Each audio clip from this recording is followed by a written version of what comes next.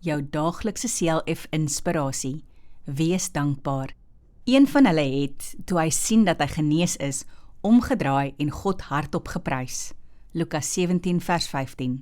Terwyl Jesus op pad was na Jerusalem, het daar 10 melaatse mans na hom geroep en gevra dat hy hulle gesond moes maak.